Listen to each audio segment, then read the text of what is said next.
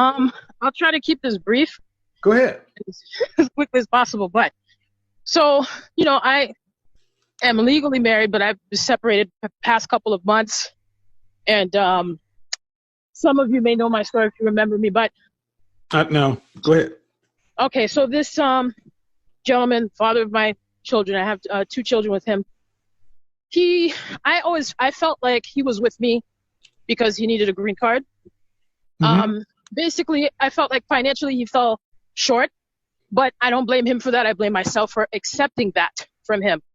And so when I woke up, started watching women like Shira, and I said, wait a minute.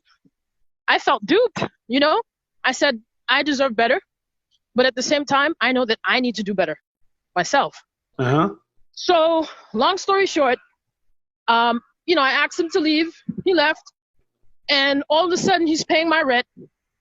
All of a sudden, he's taking care of things that he normally would not have taken care of in the past.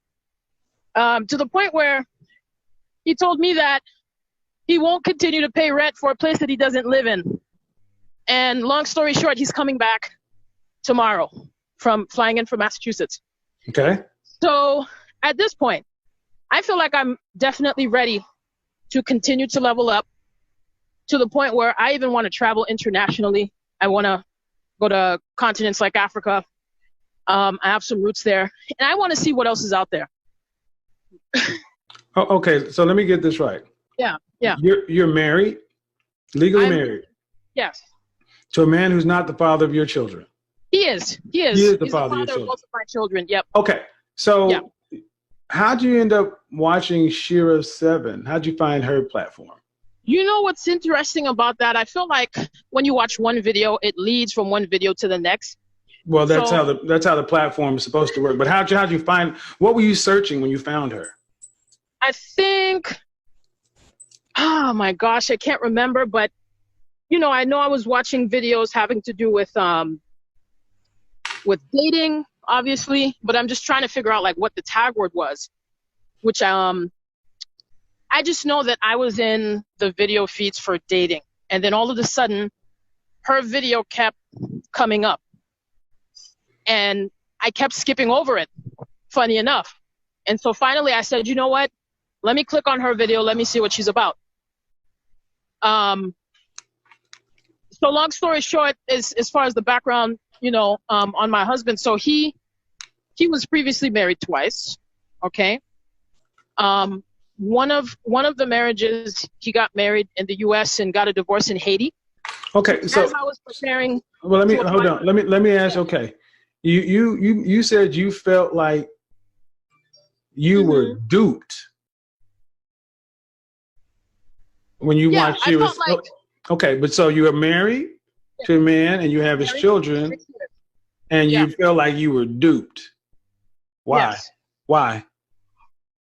I felt like by the time that when he met me, I already had a master's degree. I was working as a teacher. So in my standard, I was doing pretty good. So I wasn't in a position where I was struggling. So it's not until I met him. You're talking about money. Money, exactly. So let me get this right. Yeah. You're already married to this man and you have children. Mm-hmm. But because he's not making what you're making, you felt duped? And the answer is to go travel? No. Listen, when I say, the reason why I went into the background was because I had applied for his green card. Okay. And which is fine. He's your husband. But he made a stupid mistake. Hold on. He's your husband. Yeah. I did. I understand that. Okay. I applied for him, but the government said no. Okay. But he's your husband. He's not just a lame. He's your husband. So how's he duping you? Okay, maybe I need to go into more detail. Well, because here's the thing. I don't particularly have a problem with some of the stuff Shira 7 says, because I'll be honest, Shira 7 couldn't fuck with a dude like me. She has to do with a man that I mean, come on. She can tell. And I believe that if she's married, her husband is perfectly fine with what she says, and that's fine with them. But what I'm trying to understand is why a married woman with 2 children felt duped because her husband doesn't make as much as she does. Can I You just can, quickly go ahead. explain why? Go ahead. I'm trying to understand. So there were certain situations where I didn't even know where I was going to live. So we lived in a shelter on and off. Okay. Hold on. You said I didn't know where I was going to live? We didn't know like where my family was going to live. We actually lived in a shelter on and off. Okay. 3 So you guys times. went through some hard times. We went through a lot of hard times, and I finally decided to move to the South, so I could be closer to my dad. Did you move with him? No. I live by myself, so I'm in my own But you place. were married at the time? Yes, still married. Okay, so what about that part of the vow that's in sickness and health, for richer or for poor? I mean, you went through some tough times, so you left and went back to your dad? No, I didn't even go back to live with my dad. What I did was I just moved to the same state that he lives in. Without your husband? No, I moved with him. No. I just want to make clear. You decided to move back closer to home. Was your husband in that move or not? Yes, he was.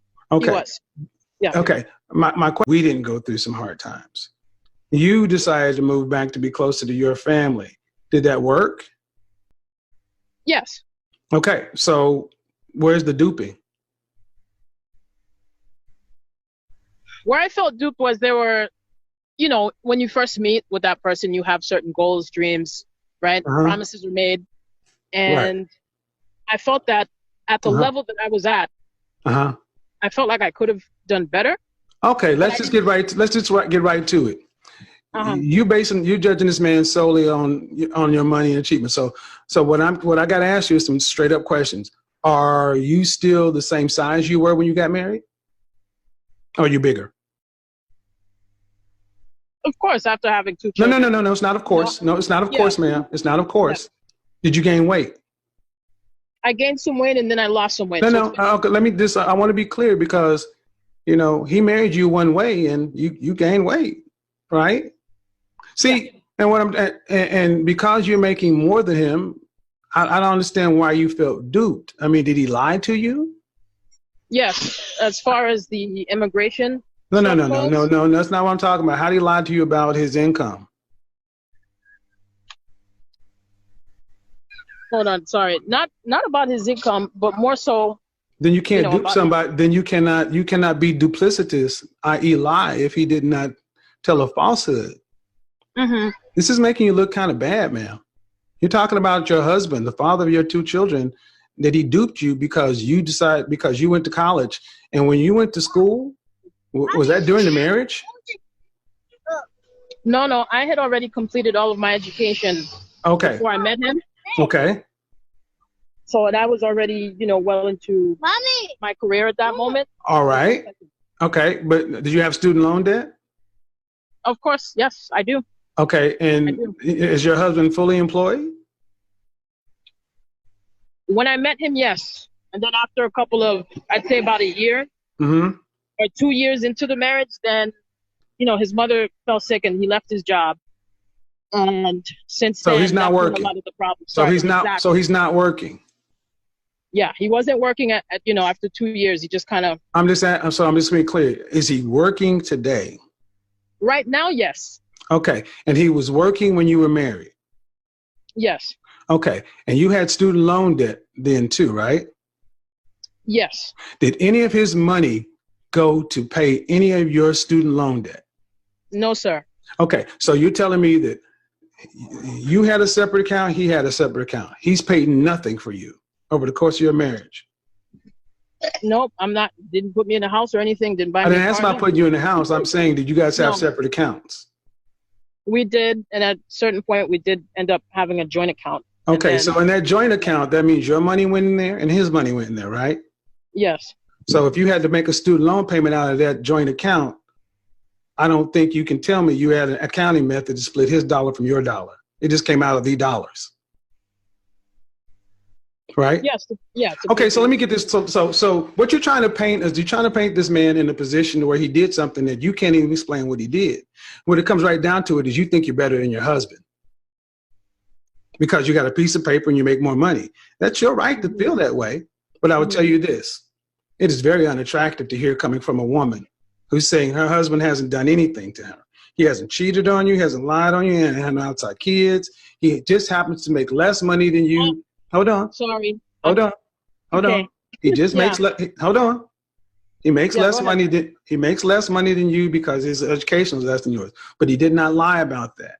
At every turn, you've tried to paint this man into a corner of taking or manipulating from you. So let me just put this out there. Let's say you divorced the guy. I mean, because you went Shira 7 and you went all savage on him, right? Okay. And he put up with that. Let's say you decide to still think you can get out there with 2 kids. Who gonna date you? Can you actually contend with the man like the guys I'm talking about? Will we accept that? Will we accept the one with 2 kids, college debt, who gained weight? You got a lot of bad stuff to say about her husband? Mm-hmm. Would we? Would any of these men? Huh? Mm-hmm. Yeah, Hello? I said I'm with you. Hold on. Oh. Hello, can you hear me? Did you hear the question I asked? Would any of the men that you feel like you deserve pick you right now?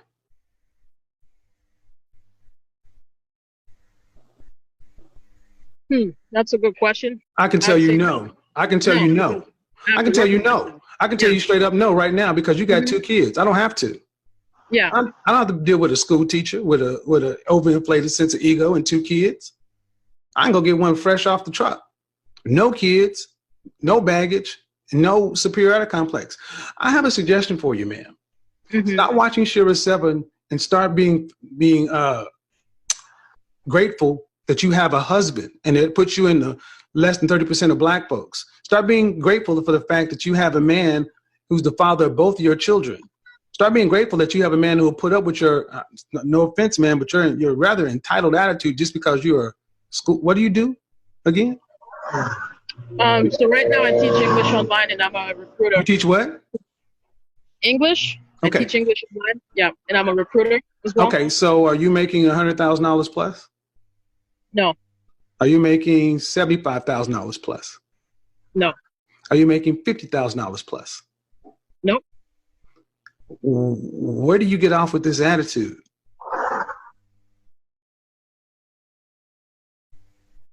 The reason why you got 2 kids, you got 2 kids in college debt, and you ain't even making $50,000 a year. But I did at one point. I don't care, ma'am. Understand it doesn't matter. I ask about right now, because right now you're older, heavier, and more jaded. And this is what I'm saying. If your husband were to come up and say, you know what, I'm tired of you feeling like you're better than me, forget it.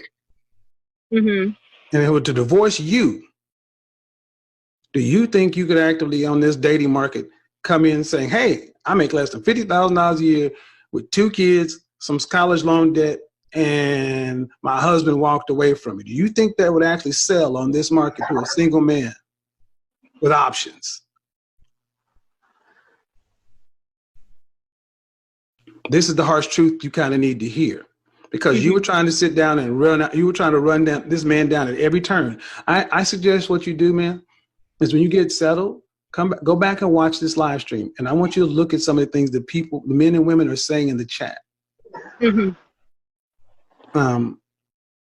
Because I honestly, you really sound, this is outrageous. Okay. And I'll tell you why it's outrageous. Mm-hmm. The fact that you're married, you haven't said this man has been a bad man. He lacks character. And I'm wondering why you're watching Shira 7 and thinking that's going to make a healthy marriage.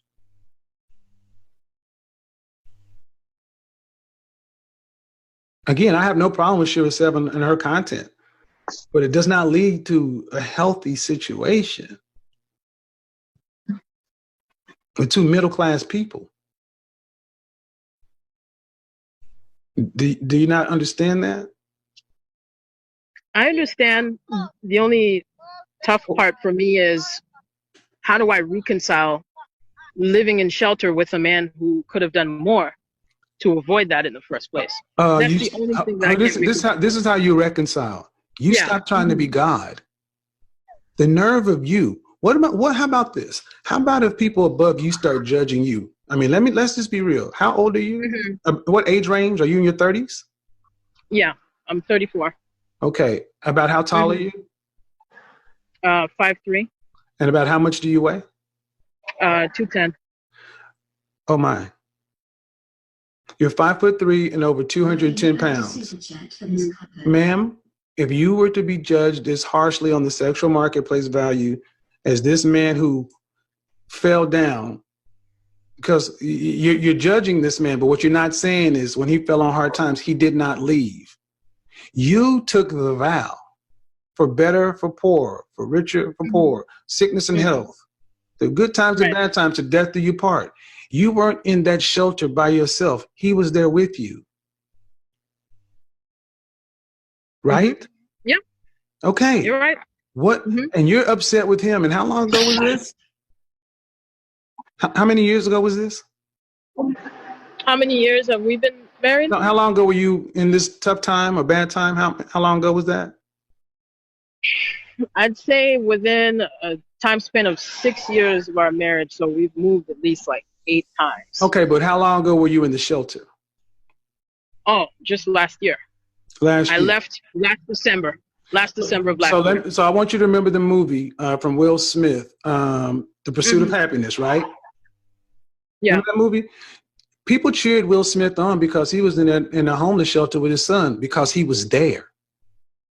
You had a man that was there.